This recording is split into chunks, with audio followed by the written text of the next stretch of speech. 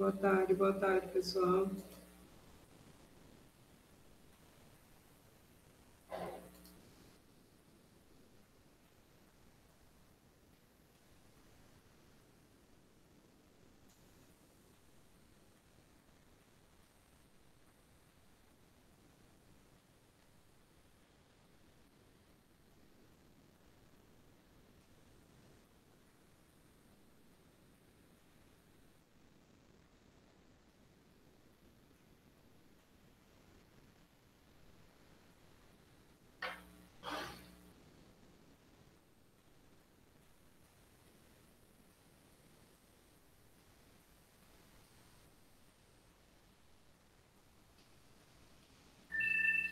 Olá, pessoal.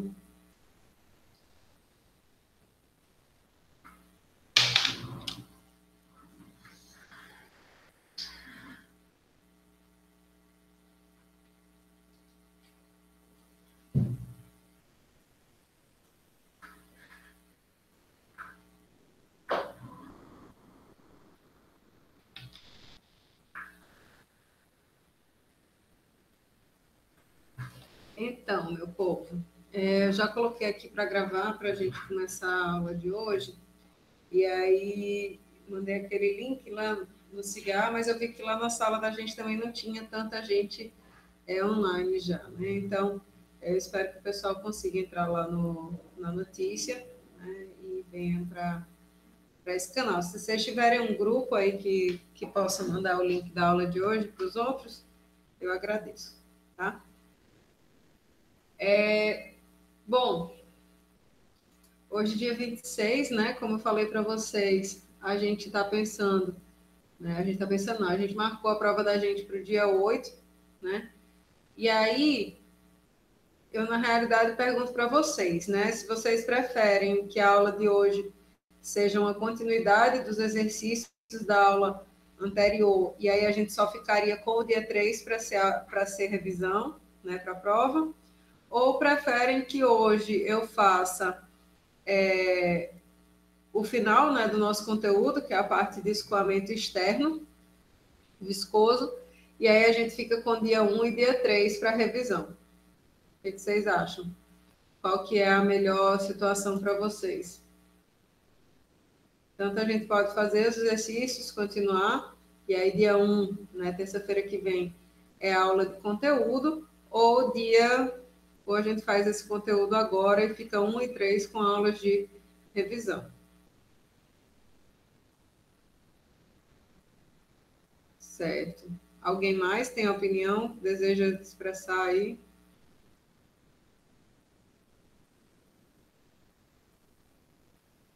Tá, ok.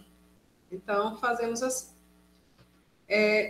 Então, pessoal, só para a gente falar a mesma língua, né? No final da aula passada, a gente estava falando a respeito de bombas, né? Por quê? Porque era justamente esses equipamentos de bombeio, né, que eram responsáveis por manter, né, um escoamento viscoso, né? Eram as bombas que mantinham o fluxo de fluido, né, apesar dessas perdas durante o escoamento.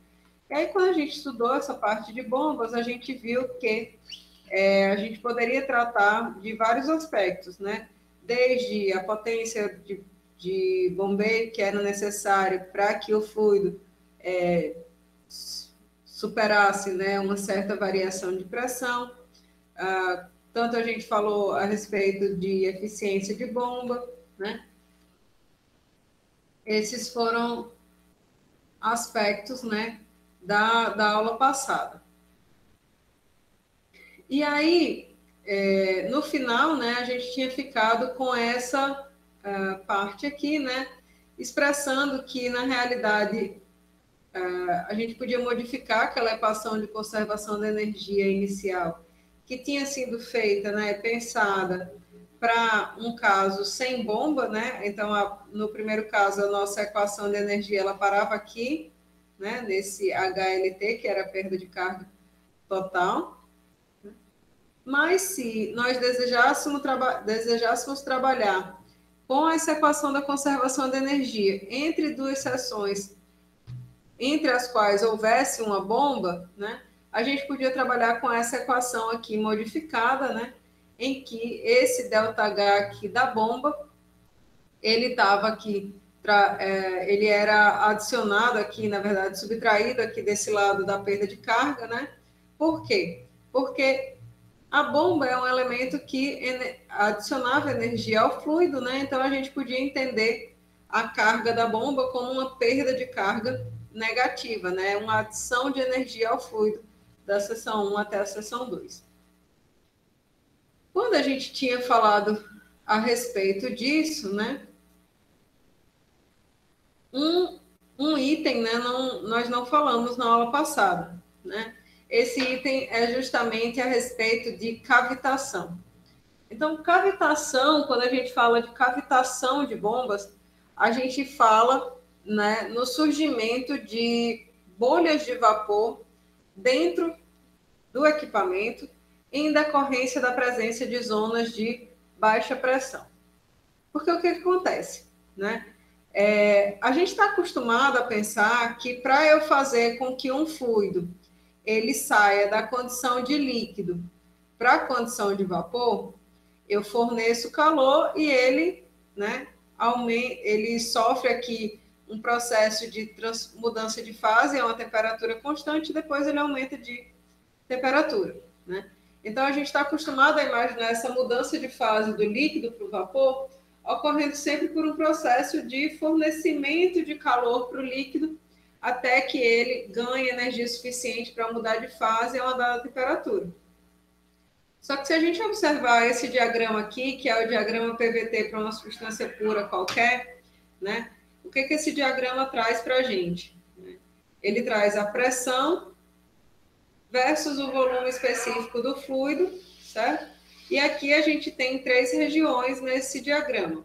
Uma região de líquido comprimido, uma região de equilíbrio líquido-vapor e uma região de vapor, né? E aí vocês podem ver que a gente tem aqui, ó, uma curva, né, que seria um isoterma qualquer desse diagrama, certo? Se a gente tiver aqui na região de líquido comprimido, olha, como esse primeiro ponto aqui é em vermelho, e fizer com que esse fluido que está aqui nessa condição sofra uma diminuição de pressão até atingir a pressão P2, conseguem ver que ele sai da região de líquido comprimido e entra na região de equilíbrio líquido-vapor? Vocês conseguem ver isso?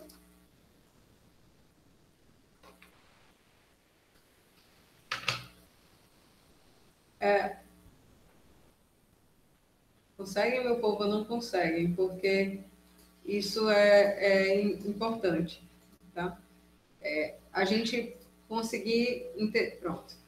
Então, se a gente diminui a pressão de um líquido de tal maneira que ele saia da região do líquido comprimido para a região de equilíbrio líquido-vapor, o que a gente está fazendo na realidade é surgir bolhas de vapor no meio líquido, certo? E a gente fez isso através de um abaixamento de pressão. Como que isso acontece? Vocês estão vendo essa curva aqui, ó? Essa curva aqui é o que a gente chama de curva de saturação do líquido, né? Então, nesse ponto aqui, a gente diz que o líquido está saturado com vapor, ainda não começou nenhuma vaporização, né, do líquido, mas ele está saturado, na iminência de começar a aparecerem as primeiras bolhas de vapor, né? E aqui essa outra porção desse domo é a curva de saturação do vapor, que é o mesmo processo, né, mas no sentido oposto. Então, a gente tem um vapor que ele está tão saturado de líquido que ele está na iminência de se tornar uma mistura líquido-vapor, né? Está na iminência de formar a primeira gota de líquido, certo? Então, esse ponto aqui na curva, né, de saturação do líquido, a gente chama de a pressão desse ponto é o que a gente chama de pressão de vapor desse fluido, certo? Então, se a pressão do sistema em qualquer ponto ela for menor do que a pressão de vapor, significa que a gente cruzou essa linha. Então, o fluido vai se encontrar na condição de uma mistura líquido-vapor. Então, são geradas bolhas de vapor ou que a gente chama de bolhas de cavitação, certo? E aí isso vai ser um problema, né? Principalmente porque a gente sabe que esses equipamentos de bombeio, eles têm, né, regiões de baixa pressão e regiões de pressão mais alta. Então, se em determinada região da bomba se atinge essa condição de surgimento de bolhas, né, se atinge a condição de cavitação, então essas bolhas elas vão, né, continuar escoando e em outros pontos do próprio equipamento elas vão, né, regiões de mais alta pressão, elas vão implodir, se tornando líquidos novamente, né? Elas vão percorrer o caminho contrário quando elas atingem zonas de mais alta pressão. Né? E tudo isso, obviamente, vai afetar, vai trabalhar contra, né, o rendimento do equipamento de bombeio, certo? Então, tipicamente, esse é um problema que envolve operações de bombeamento, né, por se verificar no interior desses equipamentos regiões de baixa pressão, tipicamente na região de sucção da bomba, né? Então, se a pressão nessas regiões fica a um valor abaixo do que o valor da pressão de saturação, então se formam essas bolhas de vapor e elas vão implodir na medida que atingem zonas de alta pressão, né, dentro do equipamento. E aí isso cria ondas de choque no fluido e vai diminuir a eficiência da operação como um todo, né? Então, a gente diz que a cavitação ela é um dos problemas que vão causar aí erosão nas pás, diminuição do rendimento, né? Inclusive problemas de segurança, a gente não é indesejado, né? Não se deseja nunca que isso ocorra, porque podem realmente ter essa geração imensa de ruídos, a depender, né, da capacidade do equipamento, e também a causa de avarias nesses equipamentos. Então, se a gente busca, né, evitar que esse fenômeno ocorra, né, a gente tem que ter um critério matemático para isso. E aí a gente diz que o critério utilizado é o de que a carga de pressão na sucção da bomba ela obrigatoriamente tem que ser maior do que a pressão de vapor do fluido, né? Então, a gente chama o NPSH disponível, né? Ou seja, NPSH quer dizer, pessoal, Net Pressure Suction Head, carga de pressão líquida na sucção. Então, a carga de pressão líquida na sucção da bomba, ela tem que, disponível na sucção da bomba, ela tem que ser maior do que um valor mínimo, né, que se relaciona justamente com essa pressão de vapor. Então, a gente disse que o NPSH disponível, né, na sucção da bomba tem que ser superior que o requerido, né, que seria esse mínimo para além da pressão de vapor do fluido, certo? Então, isso aqui é um adendo importante dessa parte de bombas, né, só para a gente conhecer realmente, ok? Isso aqui está no material de vocês. Lá no cigarro.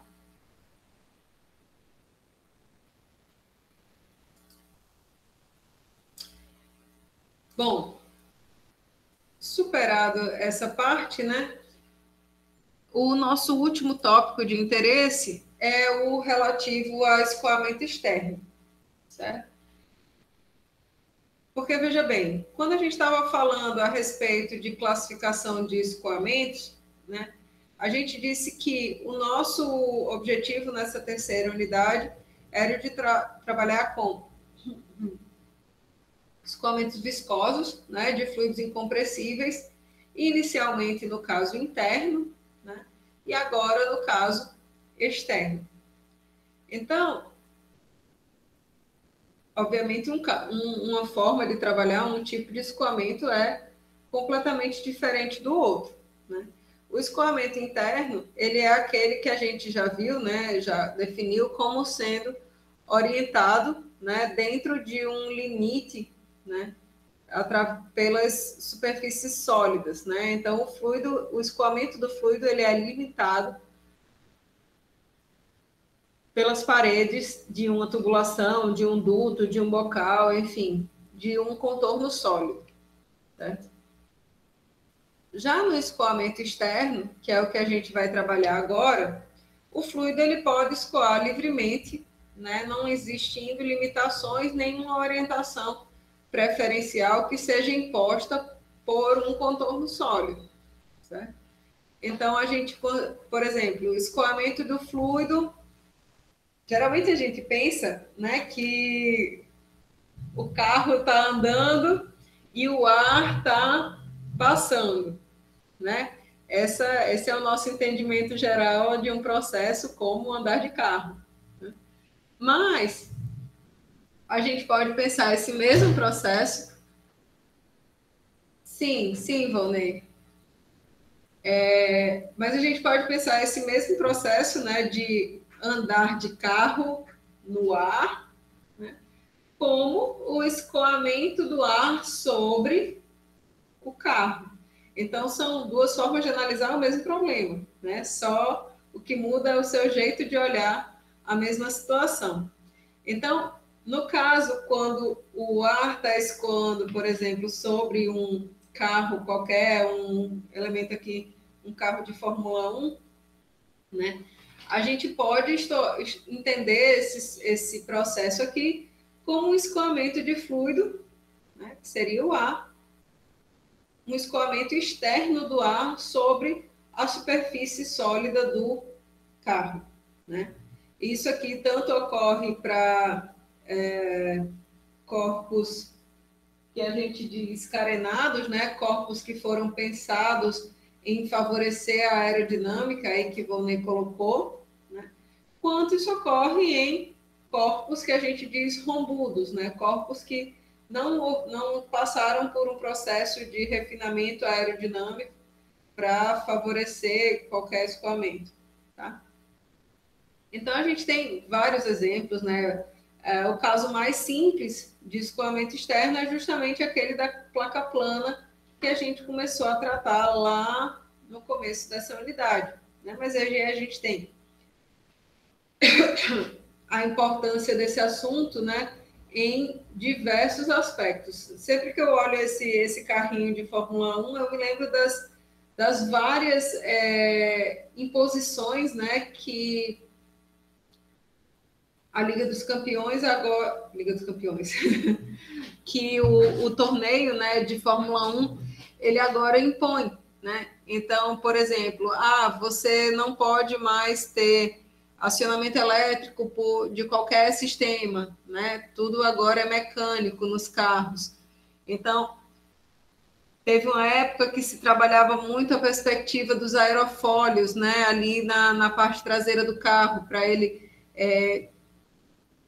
ter um desempenho melhor ou pior nas retas, né? Então, em geral, a gente tinha aquele acionamento das asas, né? Não sei como era que chamava nas transmissões, faz tempo que eu não acompanho as corridas, mas tinha essa expectativa, né?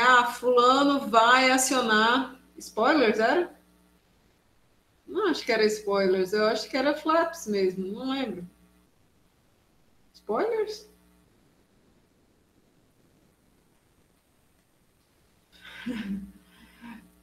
Sim. E aí, se tinha expectativa se o piloto ia acionar ou não o aerofólio para ganhar mais velocidade lá na reta, e a pessoa que estava sendo ultrapassada, se eu não me engano, não podia, né, acionar os dela. Então, tinha todo uma mística lá do esporte, né, com relação a esses fenômenos, né? E aí a gente vai ver um pouquinho de como que funciona, né, esses escoamentos externos agora, tá? Então,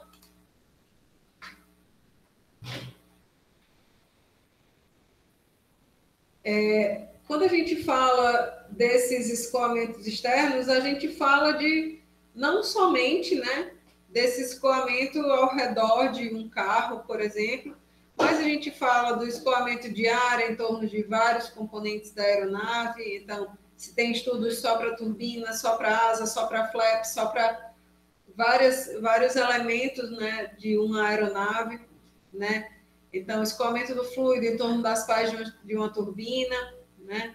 Nesse caso, podendo ser turbina tanto de um avião quanto turbina de geração de energia elétrica em uma hidrelétrica, né? Então, o fluido ele vai mudar, o tipo da turbina muda.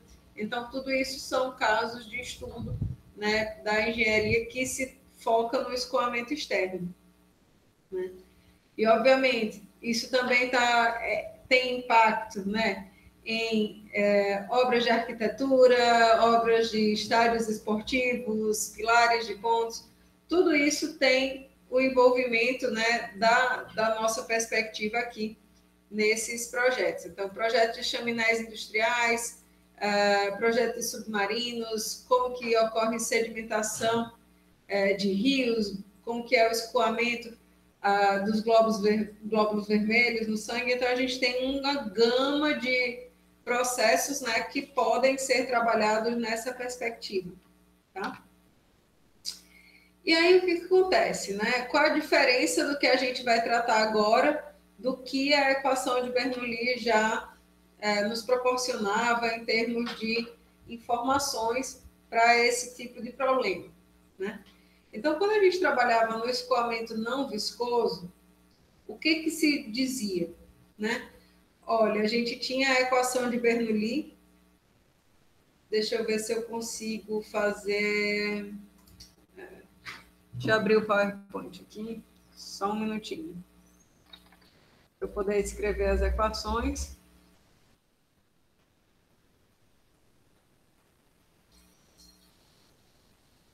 Então, na perspectiva da equação de Bernoulli, a gente tinha P1 sobre ρ, V1 ao quadrado sobre 2, mais GZ, tinha que se manter constante, né, em toda... Vamos lá, meu queridíssimo computador. Não me deixe na mão, por gentileza.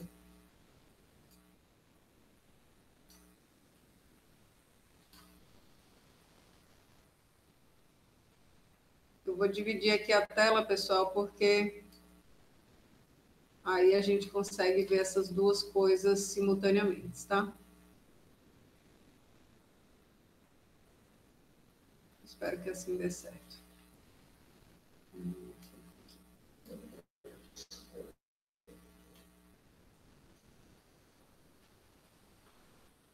Bom,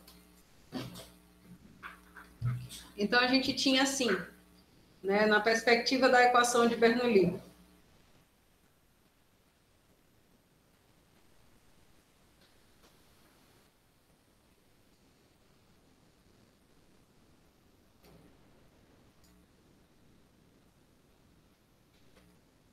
A gente tinha P sobre ρ mais P ao quadrado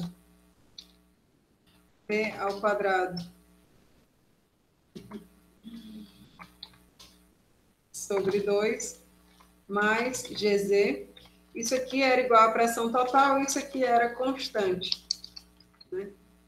Era essa a equação de Bernoulli que modelava, né, justamente o escoamento de um fluido invisto, um fluido incompressível, mas cujos efeitos da viscosidade estavam sendo desprezados.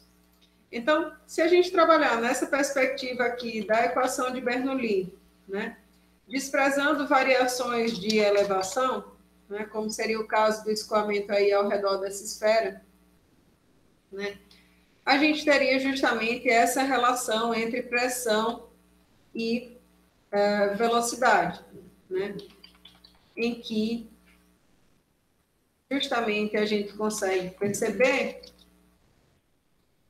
que, para que isso aqui seja constante, né, de uma seção para outra, vou colocar aqui P1 e V1,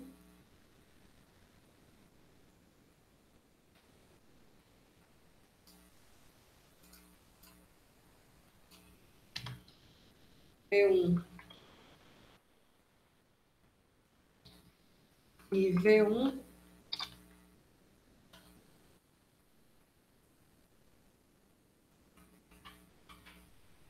para que isso aqui seja constante de uma seção para outra, então a gente tem que, na hora que ocorrer uma diminuição da velocidade, tem que ocorrer um aumento de pressão compatível com essa diminuição da velocidade do fluido, né?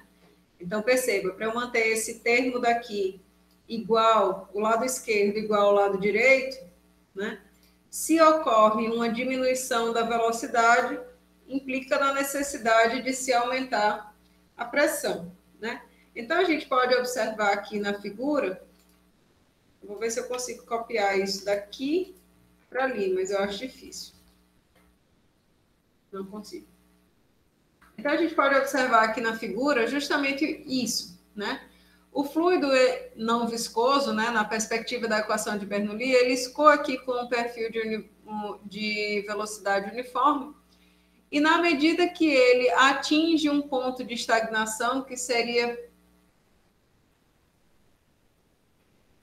Dá para copiar do PDF para o PowerPoint? Ah, sim, verdade. Obrigada, Felipe. Eu tinha me esquecido dessa possibilidade. Verdade.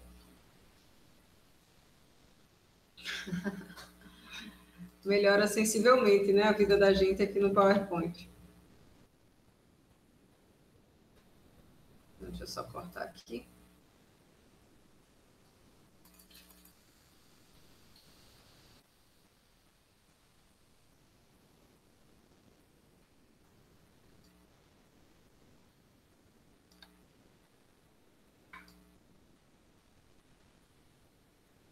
Então, veja só. Aqui a gente tem justamente, nesse lado, nessa figura 2.14a, né, um exemplo do escoamento não viscoso. Então, o fluido que vinha aqui ao longo dessa linha de corrente aqui, ele percebe, né, a presença do corpo, né, da esfera, e o que vai acontecer é que nesse escoamento não viscoso, esse fluido para aqui nesse ponto A. Então, no ponto A, a gente tem justamente a velocidade do fluido indo a zero, né? Ou seja, a gente tem um aumento da pressão do fluido, certo? Então, quando a velocidade do escoamento diminui, a gente tem um aumento correspondente de pressão. Isso para o escoamento não viscoso, tá? Do ponto A para o ponto B, no escoamento não viscoso, é como se não tivesse, né? É como se o ponto B continuasse sendo um ponto de velocidade, de baixa velocidade, né? E aí a gente percebe aqui, ó, uma junção das linhas de corrente. Junção da linha de corrente, pessoal, diz respeito a aumento de velocidade do fluido. Então a gente fala em uma diminuição da pressão do escoamento, certo? Isso aqui valia tudo, né? Modelava esse escoamento na perspectiva não viscosa, né? E aí a gente tinha, ó, simetricamente ao ponto A, esse ponto C, que seria, digamos assim, um análogo, né? A gente teria, novamente, velocidade do fluido sendo zero e a pressão aqui atingindo um valor máximo. Isso aqui a gente sabe que não é, né, uma explicação correta, né, adequada do que efetivamente ocorre nesses escoamentos, né? Então, A perspectiva do escoamento viscoso, ela permite, né, fornecer uma explicação desse processo mais condizente com a realidade, né? Porque esses efeitos viscosos, né, juntamente com outras características do escoamento, como o gradiente de pressão, que a gente vai ver mais para frente, eles vão explicar justamente a formação de uma esteira, né? Por exemplo, nesse escoamento ao redor de uma esfera, tá? Então, vão ser esses efeitos de viscosidade, como que ela atua nesse caso, que vão ser responsáveis por esses efeitos de esteira que a gente sabe que ocorrem. Né? Então,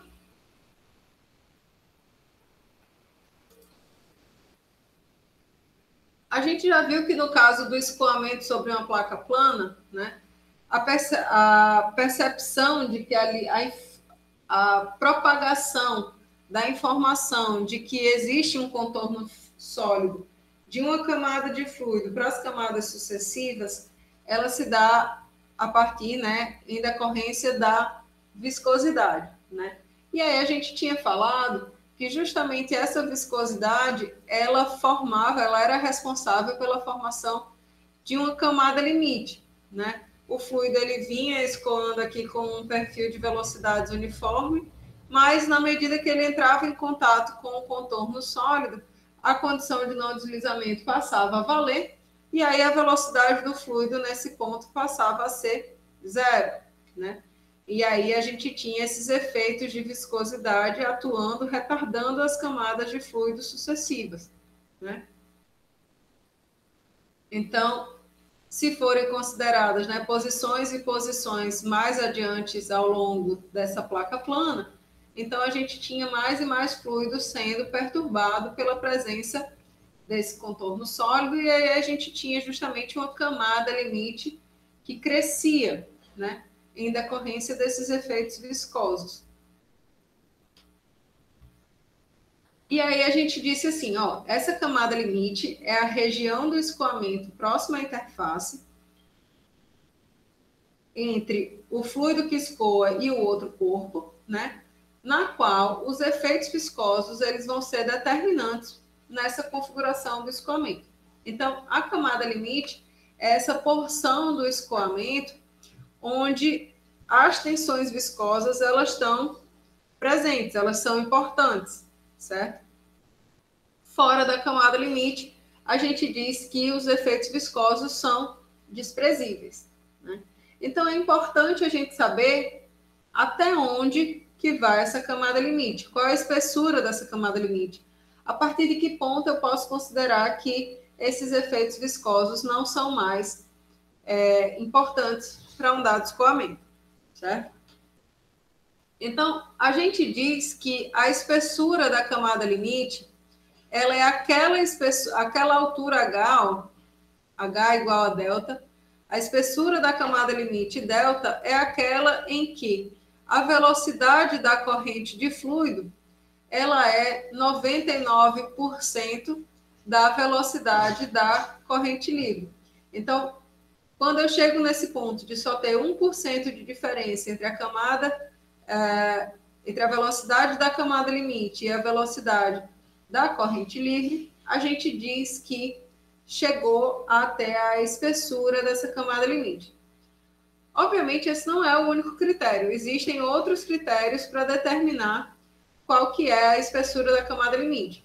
A gente tem um critério baseado em quantidade de movimento, tem esse critério baseado em velocidade, né? Então, é arbitrário a forma como a gente pode calcular essa espessura da camada limite. Porém, é importante a gente saber que ela existe, que a gente pode calcular, né, de alguma maneira que a gente escolha qual que é a espessura dessa camada limite, né? Por quê? Porque é justamente dentro dessa camada limite que os efeitos viscosos vão estar presentes, né? E são essas tensões viscosas que estão presentes justamente porque existe cisalhamento entre as camadas de fluido, né, que vão provocar o surgimento de gradientes de velocidade, certo? E aí a gente diz que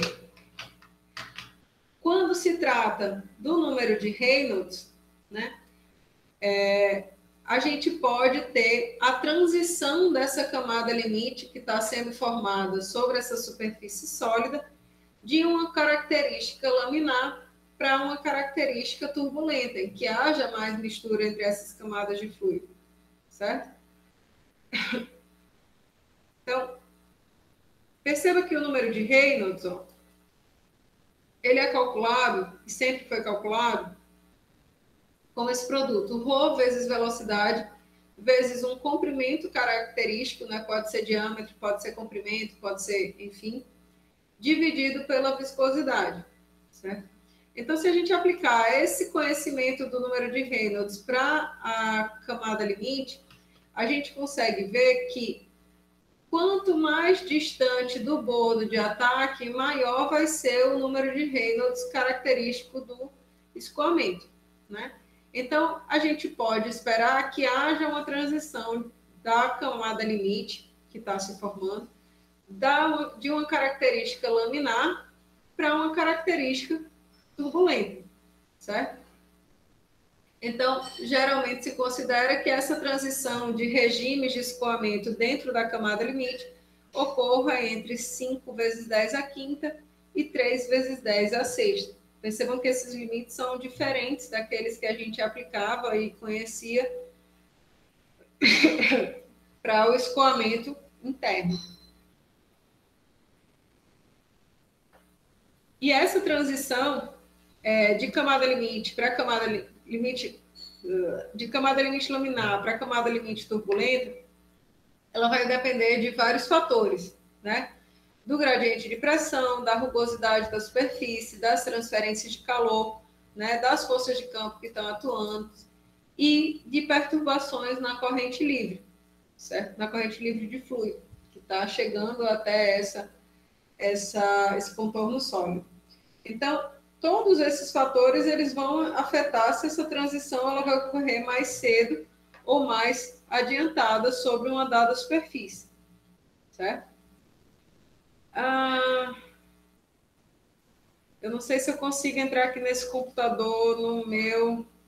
Deixa eu ver se eu consigo mostrar para vocês um negócio.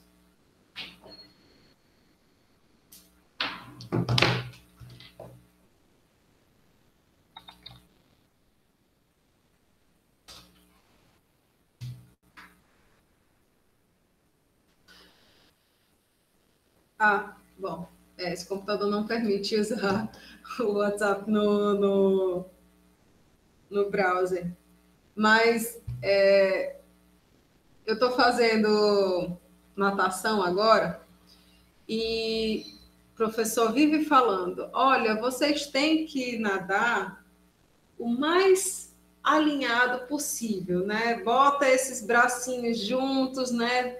Faz o movimento todo bem direitinho para que vocês tenham um movimento.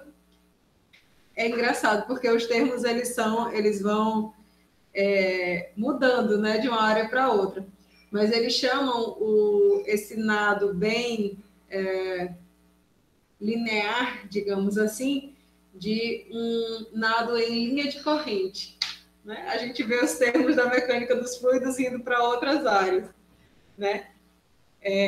E aí, por que na realidade... É engraçado. Nossa, eu morri de rir quando ele falou. Olha, vocês têm que fazer um nado bem streamlined. Eu disse, como assim? Linha de corrente? Você conhece? Eu disse, pois é, né? Conheço esse termo, não sei de onde. Aí, porque o que acontece, né? Todos esses efeitos aqui, eles atuam também quando a gente está nadando, né? Então, perturbações na corrente livre, rugosidade superficial, né? Por isso que nadadores geralmente são pessoas que depilam braços, peitos, pernas, às vezes, justamente para evitar essa rugosidade na superfície do corpo, né? Então, tudo isso, tudo isso é para favorecer o nado, né? Que não sei se as pessoas do curso, né, veem essa perspectiva de mecânica dos fluidos, mas a gente sabe que na realidade é, né? Então, o que acontece, né? Quando o elemento aqui está colocado um aerofólio, mas vocês podem pensar, ao invés desse aerofólio, numa pessoa, né, nadando aí dentro de uma piscina, enfim. Quando a gente fala do escoamento viscoso, né, agora, a gente fala em ter que se considerar o desenvolvimento de uma camada limite. Então, eu já não posso mais trabalhar isso aqui na mesma perspectiva que a gente trabalhou a equação de Bernoulli, né? Então, por mais que a gente queira fazer isso, por mais que a gente pegue aqui esse escoamento e diga, olha, não, o fluido é pouco viscoso, vai acontecer similar ao caso de Bernoulli. Pode até ser, mas a gente, quando considera qualquer efeito viscoso, a gente considera que vai surgir uma camada limite, certo? E aí, se a gente for trabalhar, né, só nessa perspectiva aqui da equação de Bernoulli para comparação, né, a gente novamente tem um ponto de estagnação, né, um ponto em que a velocidade do fluido vai a zero, aqui na frente desse aerofólio, né? Vem um perfil de velocidades uniforme, né? E aí, quando esse fluido ele entra em contato com o contorno sólido, ele atinge, né, um ponto aqui de estagnação na frente desse aerofólio, e a partir daí vai se desenvolver a camada limite, né? Então, essa camada limite, ela inicialmente ela é laminar, tá aqui, ó, CLL, camada limite laminar. E à medida que essa camada limite vai crescendo em decorrência lá do número de Reynolds e aumentando, né? Então a gente vai ter a transição de camada limite laminar para a camada limite turbulenta, certo? E aí a camada limite turbulenta, ela cresce muito mais rapidamente do que a camada limite laminar, certo?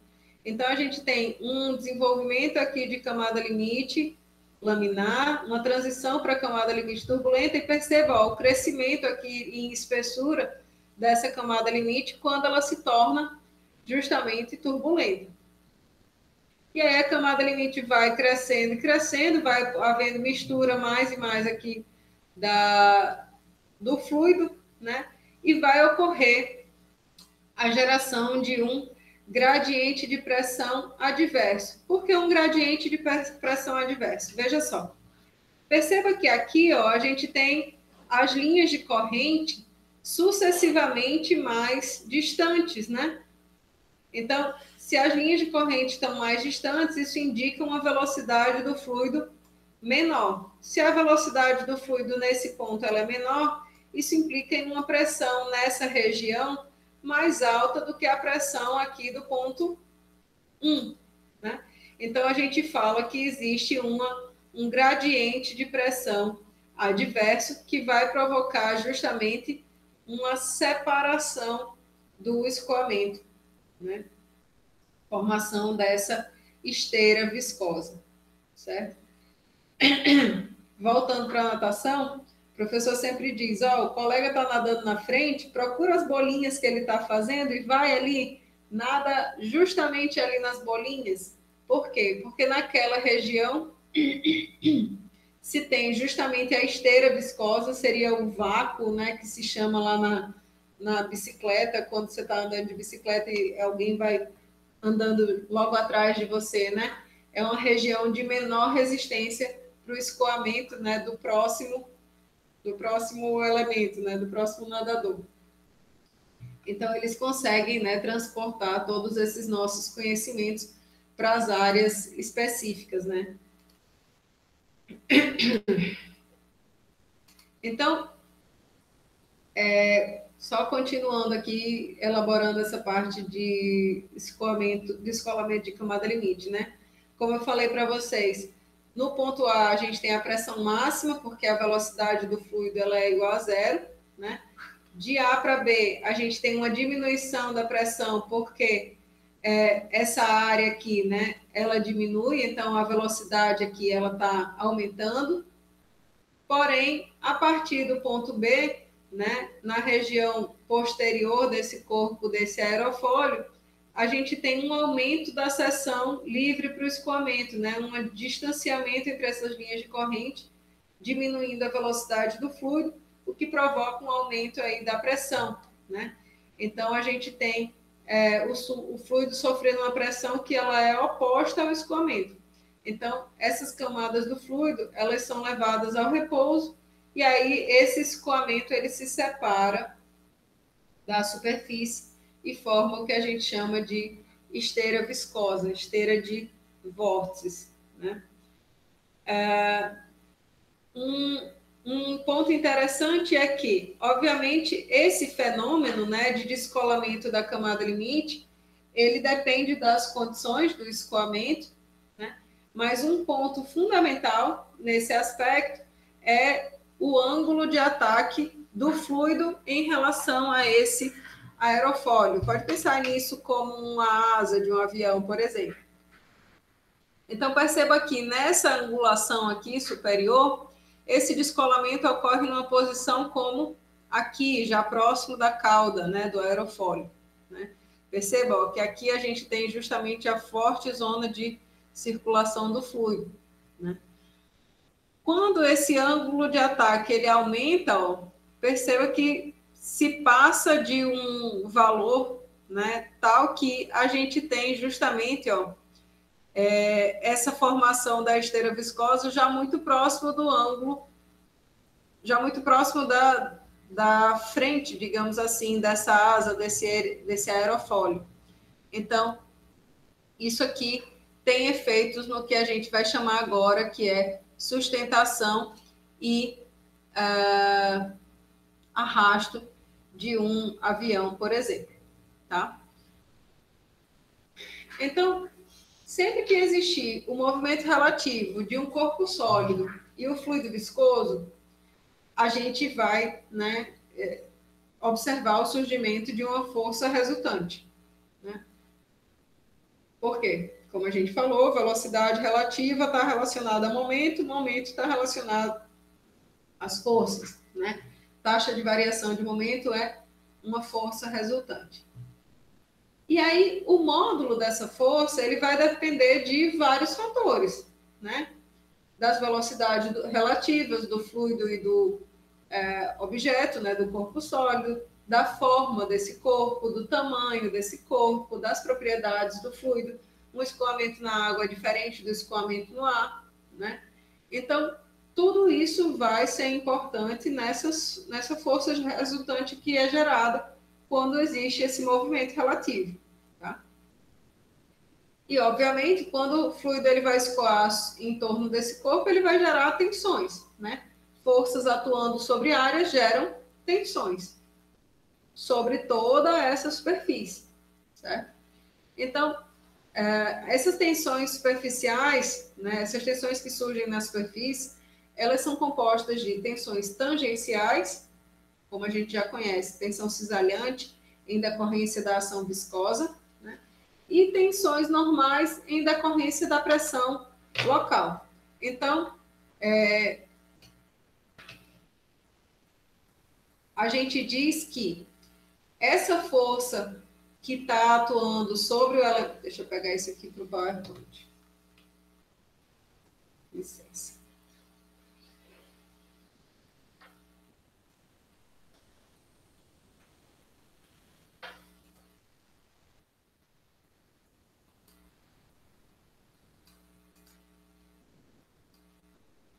Então, essa força que atua sobre a superfície do objeto, essa força resultante, a gente vai decompor, né, em duas parcelas.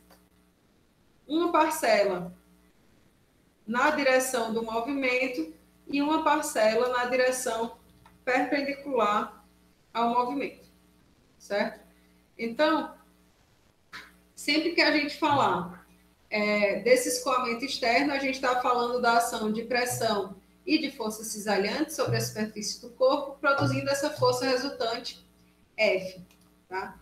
Então, se a gente observar aqui, esse elemento carenado, né, esse aerofólio aqui, ele está sujeito à ação de uma força resultante, né, da pressão e da tensão cisalhante.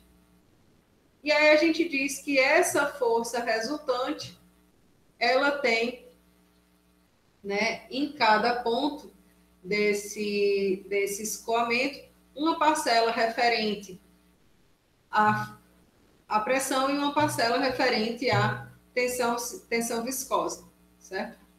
Então, se a gente decompuser essa força resultante em um componente na direção do escoamento, que a gente vai chamar de FD, e um componente na direção perpendicular ao escoamento, que a gente vai chamar de FL, a gente tem que a força resultante que atua sobre esse elemento é a soma de FD mais FL, força de arrasto mais força de sustentação, certo?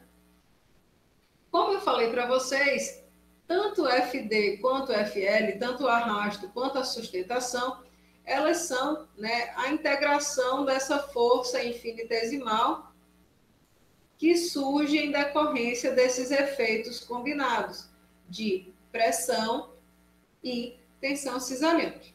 Tá?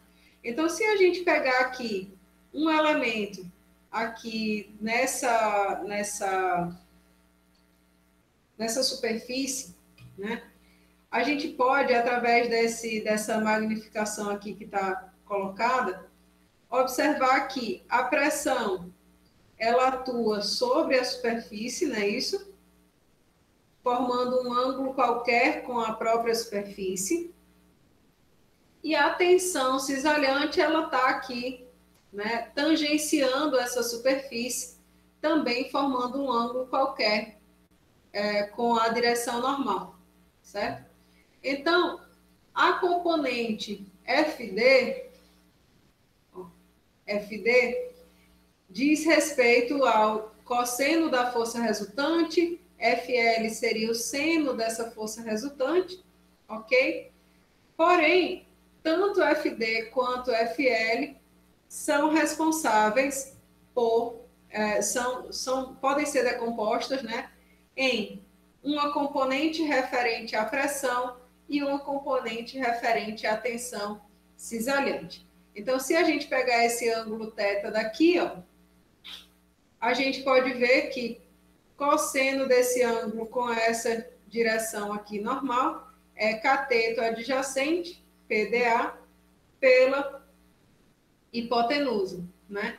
E aí, TWA está se relacionando também com esse ângulo através do seno nessa. Deixa eu apagar aqui para ficar melhor de ver.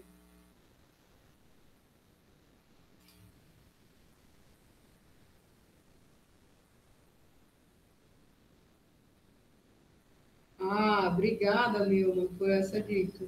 Windows Shift S. Tá. Próxima vez vamos usar isso aí. Então, o que eu queria dizer para vocês, né? Se a gente pegar essa superfície aqui normal, certo? Essa porção aqui do corpo carenado, a gente tem a contribuição da pressão e a contribuição da tensão cisalhante em cada ponto, certo? Na direção do escoamento, a gente vai trabalhar com a força de arrasto, FD, e na direção perpendicular ao escoamento, a gente vai ter a força de sustentação, FL, que ambas vão ser, né, um somatório das componentes de pressão e tensão cisalhante, certo? Então, no caso da força de arrasto, ai meu Deus. No caso da força de arrasto, a gente tem essas duas porções atuando, não é isso? E a força de arrasto, ela seria essa integral da pressão vezes o cosseno, menos pressão vezes cosseno, mais tensão cisalhante vezes o seno, né? Então, se a gente observar o arrasto sobre uma placa horizontal, o que acontece? A contribuição das tensões cisalhantes, ela vai ser máxima, né? Então, o ângulo formado entre o fluido que está escoando e a superfície, ele é um ângulo de 90 graus. Então, a contribuição da pressão para a força de arrasto, ela é nula, no caso de uma placa horizontal, alinhada com o escoamento do fluido, certo? Então, nesse tipo de problema aqui, a gente tem somente tensões cisalhantes, efeitos cisalhantes, gerando o arrasto, certo? No caso de uma placa vertical, né, na direção perpendicular ao escoamento do fluido, o que se observa é que o ângulo formado entre o escoamento do fluido e a superfície, né, ele... Peraí.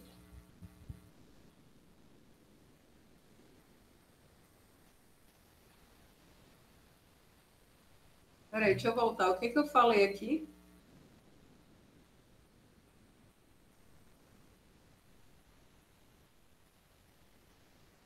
Ah, tá. O ângulo formado entre a superfície, a normal dessa superfície e o escoamento do fluido, ele é um ângulo de 0 graus. Então, nesse caso daqui, né, seno de zero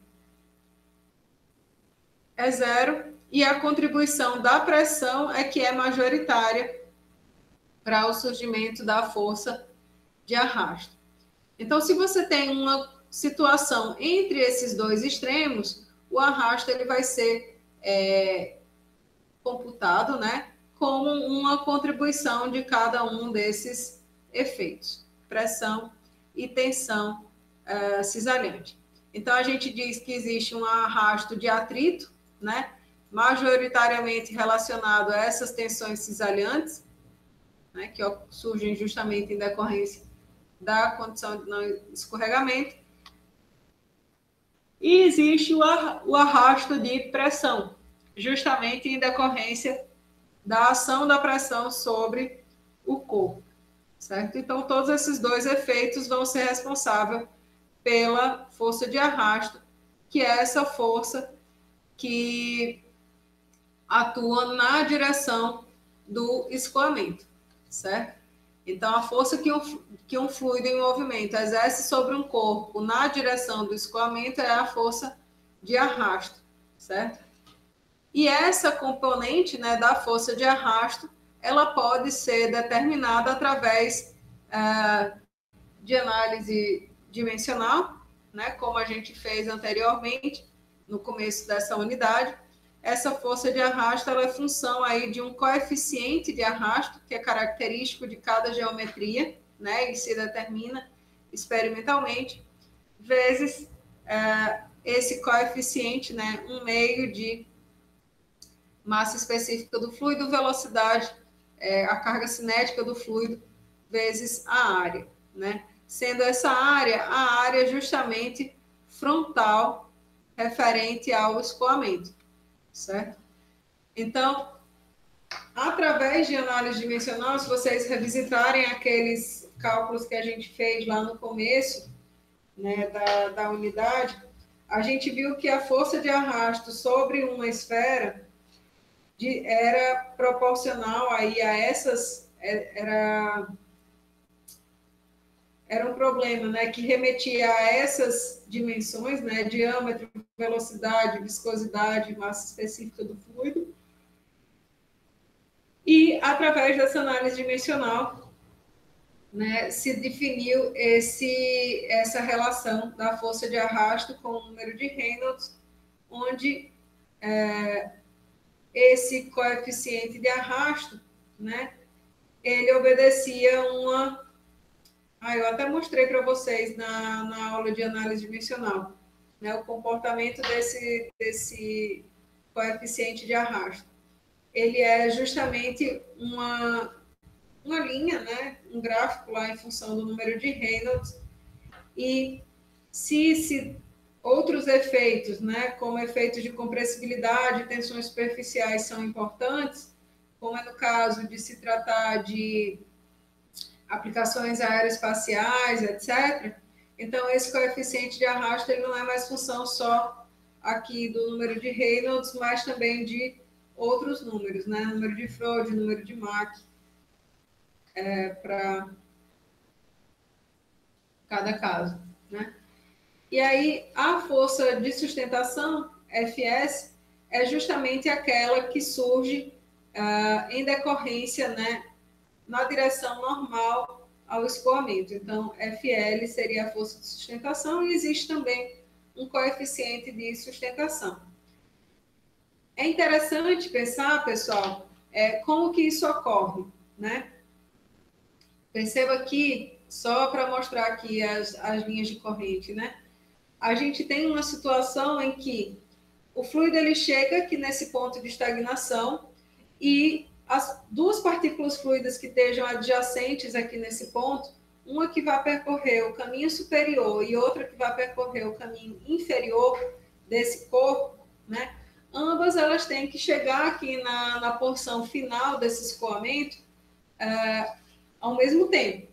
Então, a gente pode perceber que a partícula que vai escoar através desse trecho superior, ela tem que escoar com uma velocidade maior do que a partícula que está aqui escoando, né, nessa porção inferior. Essa diferença entre as velocidades do fluido faz surgir a força de sustentação.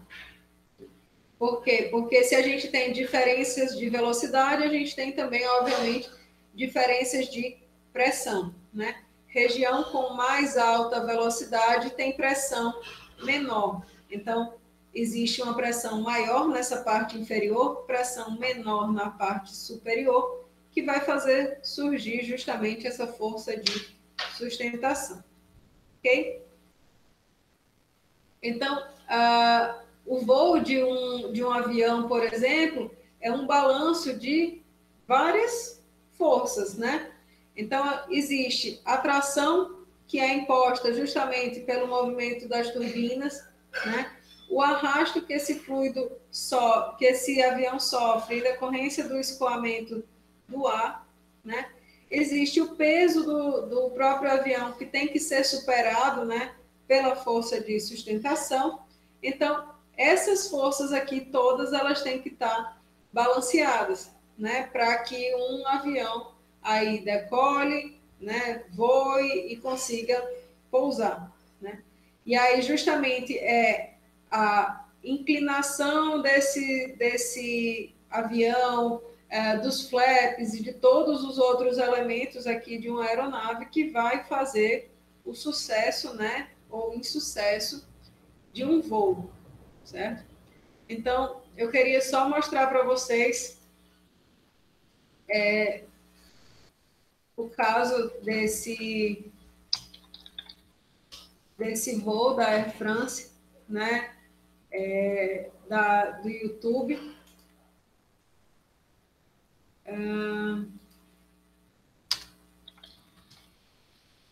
Não era o Jornal Nacional. Como é o nome daquele negócio que vem no domingo? É fantástico.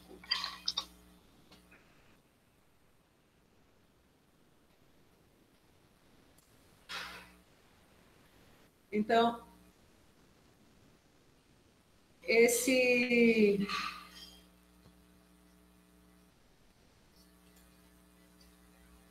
caso aqui do voo da Air France, eu vou mostrar aqui esse vídeo para vocês. Não, não é esse não. Desculpe, meu povo, ele abriu foi outro. Meu querido, eu estou procurando o Air France 737.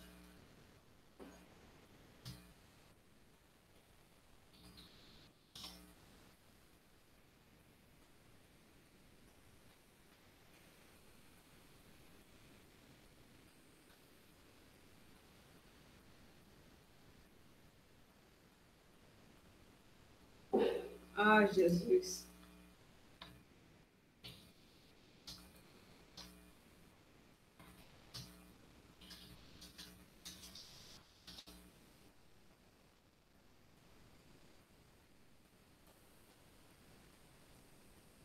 Pronto.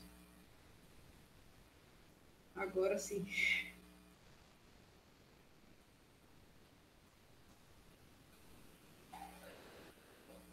Então,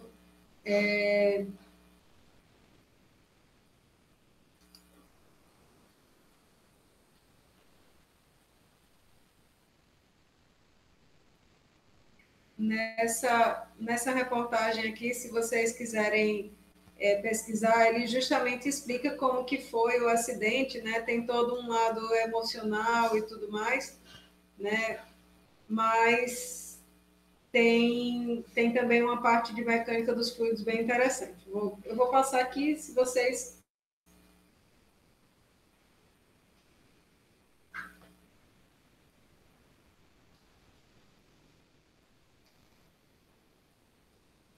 Não sei se vocês conseguem ouvir o áudio.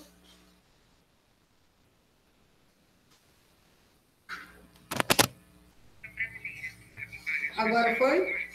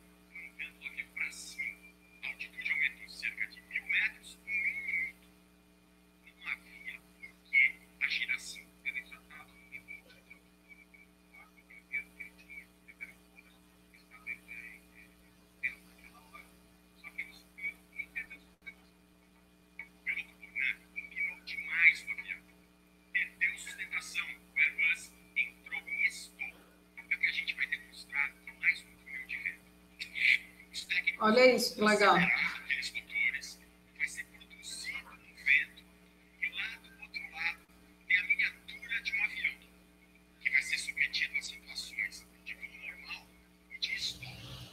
A gente vai ver que a diferença é grande. E essa diferença, nesse caso, foi fatal.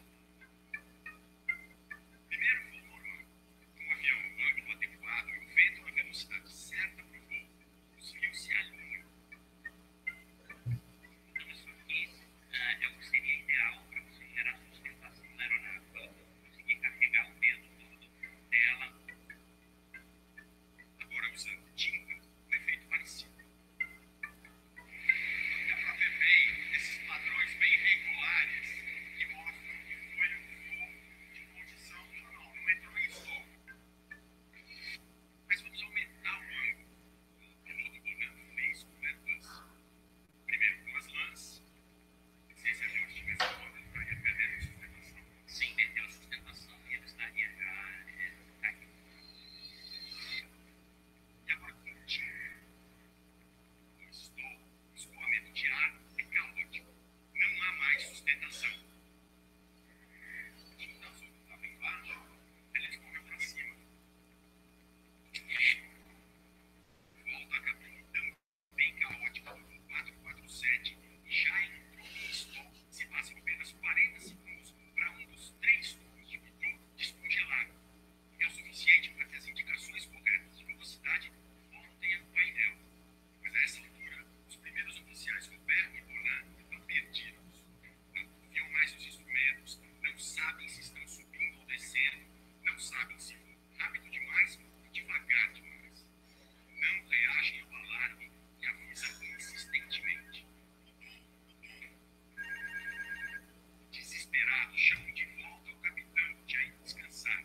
1 minuto e meio depois de o piloto automático ter desligado, o capitão de lá volta à cabine. Ainda daria tempo de ele salvar o avião? Talvez, se ele tivesse as informações corretas, ele entenderia que estava em stall.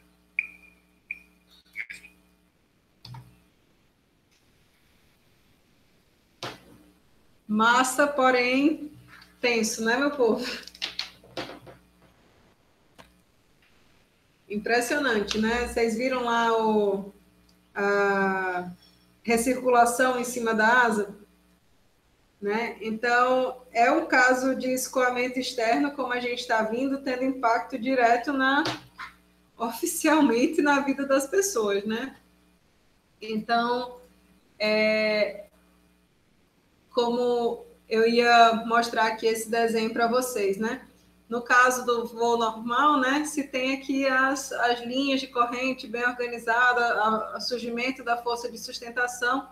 E aí, ó, na hora que ele bota o avião na condição de stall, né, esse aerofólio gera aquela esteira que eu falei para vocês, a esteira viscosa. Caramba! Que coisa, Pedro! Nossa, imagino, viu? Que tenso. Minha Nossa Senhora. Rapaz, Deus me livre de estar numa situação dessa, viu? Ave Maria. Aqui em Natal, Pedro?